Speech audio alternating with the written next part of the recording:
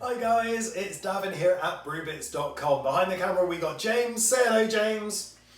Today then I thought we would brew up a Mangrove Jack's beer kit.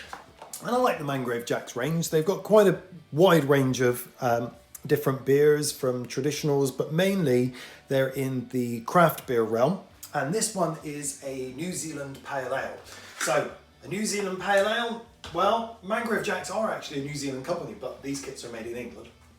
However, New Zealand basically means that the hops have come from New Zealand. And here, I'll tell you on the packet, they're using Waimea and Pacifica.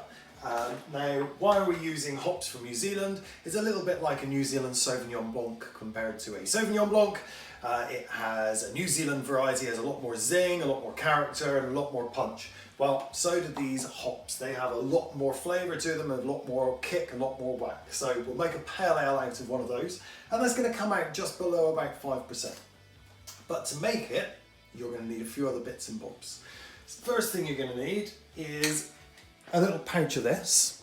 You can use brewing sugar or even beer enhancer, but I prefer to use the Mangrove Jack's liquid malt extract, and that tends to make the kit absolutely as best it can be. So we need that and that, and we're going to need some cleaner sterilizer as usual to sterilise everything. We're going to need a spoon for stirring, a hydrometer and our little trial jar so that we can test everything, a thermometer to make sure that we're at the right temperature. And then once we've done all that, we're going to need something to ferment it in. So I've got my 25 litre bucket here. And then once it's finished fermenting, something to put it into. And I tend to do a lot of these 50-50. So half of it will go into my pressure barrel and half of it will go into my bottles. But we'll get to that a little bit later. Right, so for now, let's get brewing. The liquid malt extract that's in here is very thick and very gloopy. So to make it easier for us to get it out the pouch, we're going to heat it. And the easiest way to do that is to pop it in a bowl of hot water. And my hot water comes out of my tap at about 60 degrees. So it's blooming hot. So I'm going to put both pouches into a bowl of hot water. And whilst that's sitting there, I'm now going to sterilise my fermenting bucket. Our pouches have been in our hot water for about 10 minutes. And they're lovely and warm. They've really taken on the heat from the water. I'm just going to give them a little bit of a dry off. Now, these pouches, when we open it up, you need to cut really, really close to this top line across here. And it's thick foil, so you'll need a good pair of scissors to be able to do it. Now when you open it up, I'll try and show this to James, there's one side that opens up here, look, which is lovely and dry, and inside here, disappear back a little bit, James, because we have got, go on back, James, disappear. So we have got a bag of hot pellets, we've got our yeast, and we've got our instructions. So if you come back in, James, you'll see that in the other side of the pouch is our liquid malt extract. And so we're now going to carefully pour that into our bucket that we've got down here.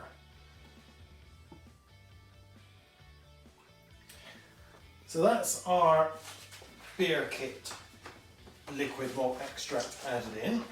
And now we've got our pouch of liquid malt extract to give us the extra sugars what this beer kit needs to get it up to the right ABV. Now if you're using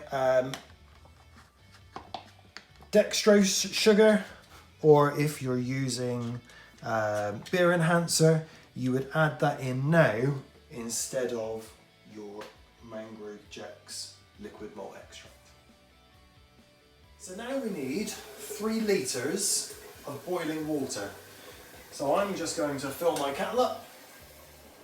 So the kettle's finished boiling, and I've got here a jug, and I'm just going to measure out a litre of water. And yes, my kettle drips annoyingly.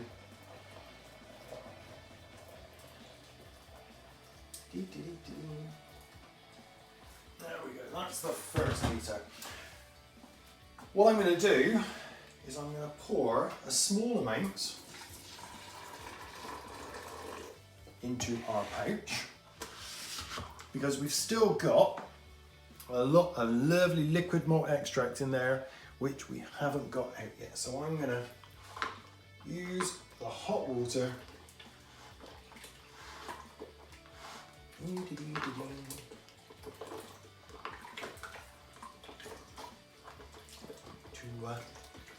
get it a bit looser.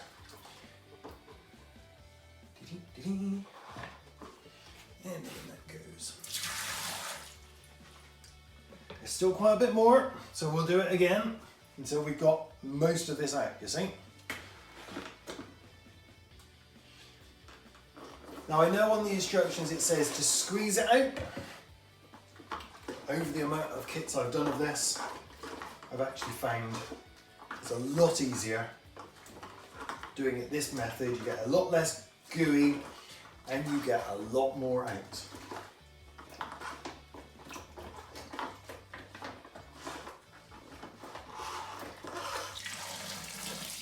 Lovely, right, that's that one lovely and clean.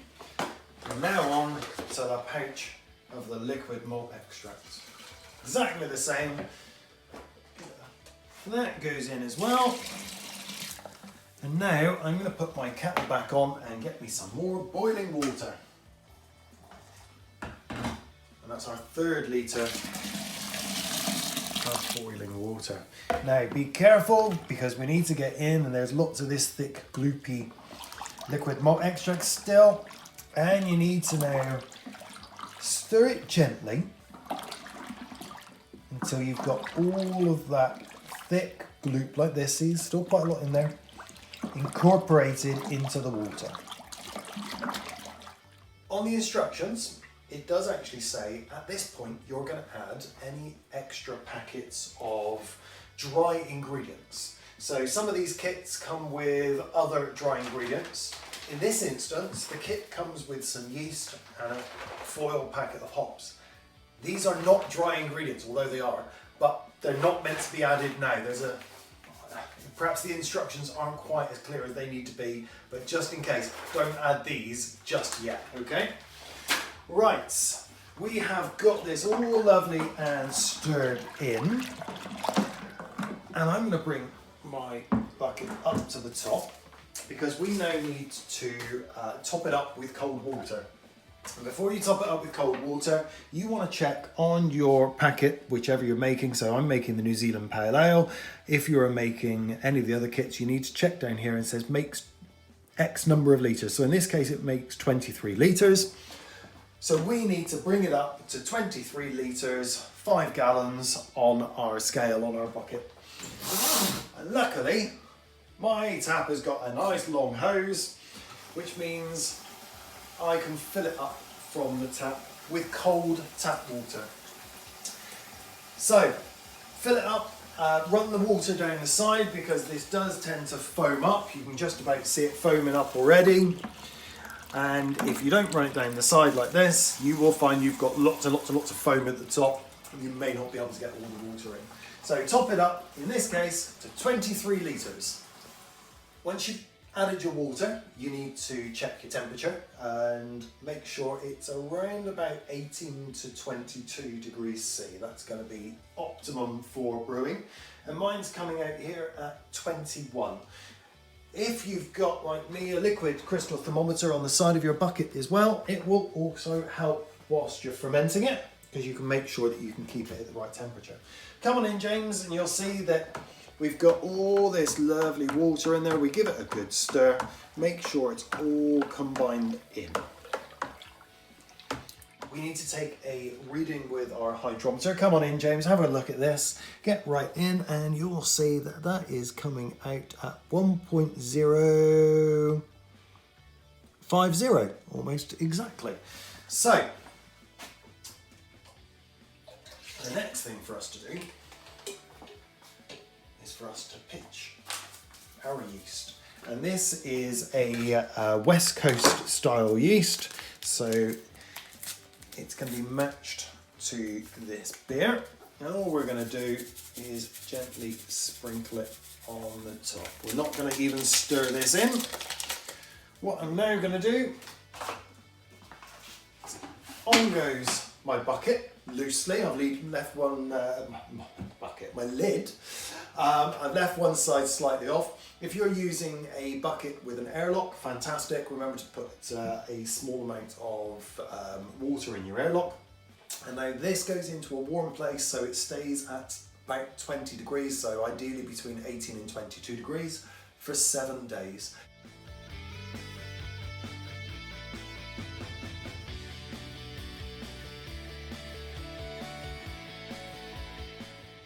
For you guys, it's been a couple of seconds. For me, I've had to wait a week to get to this stage. Now come on in and have a look at this, James, because on top of this beer, we've got a lovely load of foamy stuff. It looks a bit gross, but this is actually yeast. Back to me a second, James, because in some large breweries, they scrape this off and this goes off to another factory where they make Marmite. Little interesting fact for you. But anyway, back into the hydrometer, James, because I've taken a sample here and it's coming out at 1.018. And it says in the instructions, if it's below 1.020, you're ready to add your hops. And remember, it's 1.020 because we used liquid malt extract. So it's below 1.020, so it's ready for us to add our hops. And your hops come in this sachet here. And your instructions say to basically cut the top off and plonk them in and leave it. However, my experience says that if we do that, these hops soak up a huge amount of beer and eventually they do settle down. And they'll settle down to about that level. And it's almost impossible to get that beer back out of the hops. So the way I like to do it is I like to do it with a straining bag. And here I've got my good faithful straining bag. I've used it a few times, so it is looking a little bit coloured. But before I use it, every time I boil it in for a couple of minutes in a solution of cleaner and steriliser, just in a pan on saucepan. So I've cleaned and sterilised this already, and that's why I've got it sat back here in my little jug, just out of the way. So then, we are going to open our bag of hops and, oh, come on in, James, have a look at this, have a smell, get your nose in there, smell all those lovely flavours. You've got fantastic aromas coming through there of green and, oh, it's just the smell of hops. So, in those hops go, down into the bottom. Make sure you get them all out and any crumbs as well. So they're just in the bottom of the bag. Easy as that. Back to me, James, because all I'm going to do is I'm going to tie them in a little knot at the end. And this is now, give it loads and loads of room for them to move and swell up. And this is now a tea bag. So this is now going to go in, and I'm going to cheat a little bit here because I'm going to use my hydrometer just to drop the bag under the krausen. And that krausen there, that will all disappear in time. It'll all drop in, break up, drop to the bottom. So now my hops are in, and the hops now are going to infuse all their lovely aromatic flavours of like citrus and pineapple and mango, those sorts of flavours, into the beer. So we need to pop the lid back on. It's still fermenting. The yeast are going to work on the hops as well and extract a load of those flavours. So this now needs to go back into my warm cupboard for another 48 hours. It's been 48 hours since we added our hops in our hop bag. And come in and have a look at this, James. Can you see the hop bag's floated to the top here? There we go. Now, before I move on to the next stage, I've taken a reading with our hydrometer and I've compared that against the chart on the Mangrove Jack's website, and it says because we're using liquid malt extract, that as long as the reading is below or equivalent to 1.013, it's ready to move on, and that it is. So here I've got a bowl, and here I've got the bag of hop pellets. And you can see the hops in here are all quite still nicely together, but they've done their job like a tea bag, and they've let all of their lovely aromas out of the hops, so I can smell it right now in with the beer. Anyway, I don't need that. Let's give my hands a quick swell off. And right, next thing then. So, now we know that the gravity is at the right gravity, we can look at siphoning this off. Now, here I'm going to use a simple siphon, and I'm going to siphon it into a clean, sterilised bucket down here. If you read the instructions on the Mangrove Jack's kits, it says to siphon basically directly into bottles. What I like to do, so that we don't disturb the sediment down here at the bottom of the fermenting bucket, is to siphon it into a new clean sterilised bucket, and then we won't have any issues with sediment at the bottom. So come on in, James, because you can see we've still got a little bit of krausen at the top. It's gone down a lot since we had the hops, and in it goes. And over here I'm going to get a good suck, and I'm going to get my siphon tube right down to the bottom. And obviously I've sterilised my siphon.